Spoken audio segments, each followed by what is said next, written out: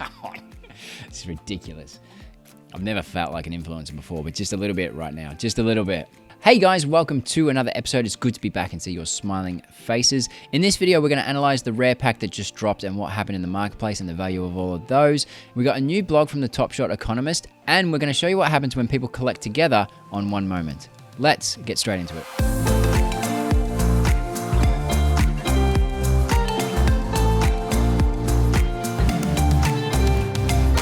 Hey guys, it's good to be back. Sorry I've been away for a while. I've been sick, the family's been sick, but we got heaps to get through today and I'm gonna make it worth your while. So let's get straight into it. So first of all, yes, I did get some Space Jam NFTs. I got 2 Lola bunnies and a Porky Pig, for whatever that's worth. But did you also notice the Miami Heat have got their 15 strong NFTs coming out to celebrate their anniversary of the 2006 championship? So they've got some pretty cool looking NFTs here. I've seen some of the baseball NFTs look a bit like this with the championship ring. You got the flag, the Larry O'Brien trophy, and a few other things here. So not sure if they're worth it or not. I just let you know that they're there and they happen. But we're going to talk a lot about the "and then there were 4" rare pack. And in the end, more than 11,000 people were eligible, giving you a 17% chance of getting a pack if you were in priority Q1. If you were in priority Q2, you were one of 28,500 people, and that got you a 8% chance. And if you were in the general queue, you got about a 0.5% of a chance. So here are all the rare moments, the most expensive of which is Devin Booker right now at $400. He did rise to that and then went down at $350, and then he hit 40 points today in game 4. So he's gone back up to 400. Chris Paul was the most expensive, but he had a shocker of a game. Giannis was hovering around 300 and he's peaked again with a really good game. The cheapest of which right now is Capella and Collins. Obviously, it's going to be the teams that have less utility, the ones that aren't in the finals that are going to be the cheapest. The best of those that aren't in the finals is Trae Young at $229 at the moment. Now, I've said it before, and I've said it a few times on this channel, but it's been a while. Selling a brand new moment on the first day that they're on the marketplace is not the right thing to do. These "and then there were 4" rare moments are brand new. The market didn't know what the fair market value was, and people were listing them for sale to get their EV, with John Collins being the cheapest moment at $117 for a $74 pack, unless you were super hustling to get that collector score. I mean, they're positive EV packs, let's face it. But Chris Paul at $378. In the marketplace, he first dropped for $169 and then immediately spiked all the way to above $400. This is why you don't want to jump in too early to sell, because there's a wave. You don't know if it's going to start on high tide or low tide. When they first come out, some people thought, all right, $100, are they expensive or are they cheap? And then we soon found out that they were in fact cheap. Same thing with Devin Booker, currently sitting at $400. He first entered the marketplace by his first transaction was $100, and then immediately that was trumped up and up to $200, and before you knew it, the lowest ask was above $400. He's since leveled out just like Chris Paul did. Again, he started at low tide, high tide, found fair market value and leveled out. This is what new moments do. They don't know where the fair market is because the market hasn't had time to give it a value yet. So selling on the second day, or at least a few hours after, makes much more sense than trying to sell a brand new moment that's never existed before on the first day. I'll remind you that next time when we have a legendary pack. We also had another quest today, and this time it was for the top 10 players who had the best plus minus from game 4.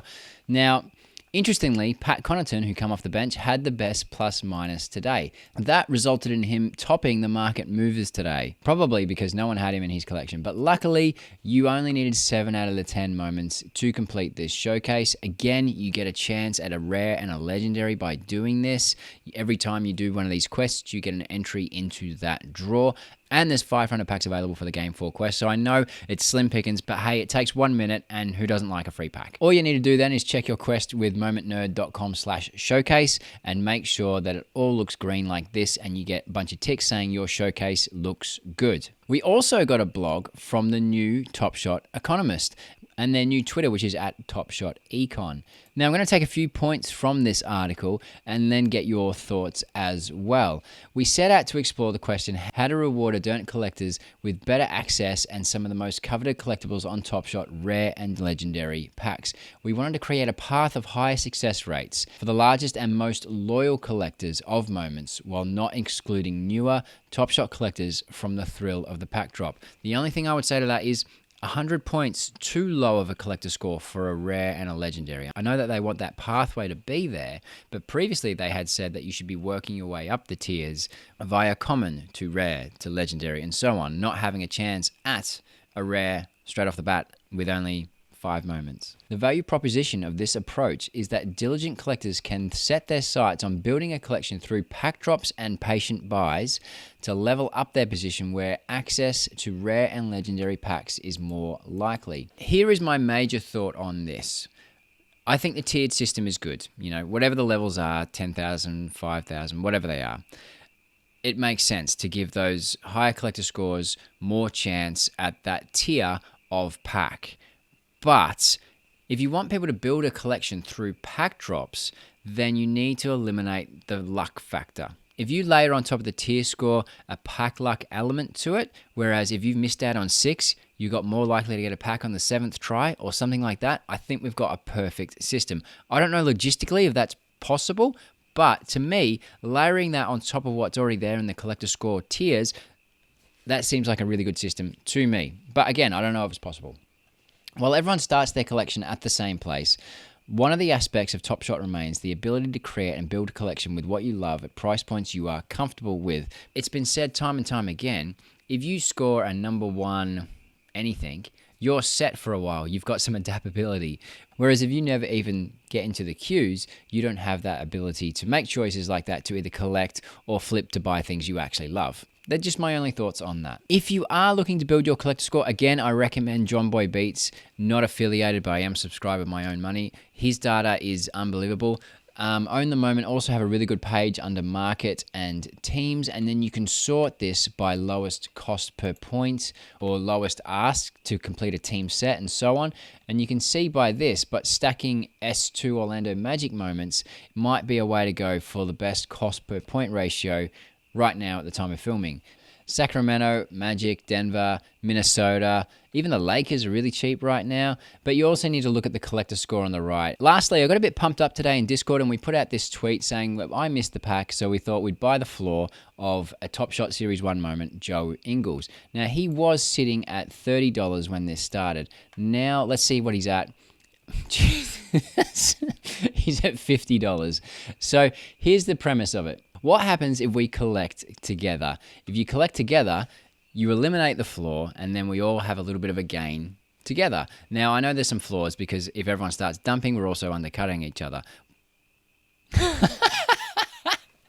Oh, the pump works.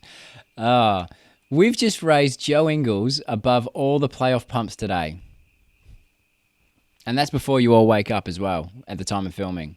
So look, I'm not trying to manipulate the market on this one. It was just, I thought it was a fun experiment. Girl Dad would call this smash the floor. We went for the politically correct term of collecting together. And hey, look, this is a base moment when it comes to Series 1. It's not an MGLE or a Legendary or anything like that. So I just wanted to play an experiment on a low cost of entry and see what would happen. And guess what? We just raised the floor of Joe Ingles, Aussie legend. Okay, finally, if you're still here, you are very high on my collector score. Remember these packs? I got a Seeing Stars pack and a Rising Star pack from Top Shot, which is for you. That means you need to enter into this competition, because if you're still watching, you're high on my collector score. There is a form in the description. Go fill it out. It's a very short one, and let me know your favorite player and your favorite team. Follow the instructions, and if one of those favorite players or your favorite team pops up in these packs, you will get priority to win. And in the near future, in a future video, I'll give all these moments away in my own special way. Don't forget to also check out our Discord that I am sharing with Top Shot Talk. There's a great community that is building there, and we're all helping each other with things like these pack drops, marketplace, and anything you can think of and any other questions. And we're going to start answering questions from that Discord in live videos as well. So check that out in the link in the description below as well. If you got any value out of this video, please consider liking and or subscribing. It's good to see your smiling faces again, and I'll see you in the next video. Have a good day.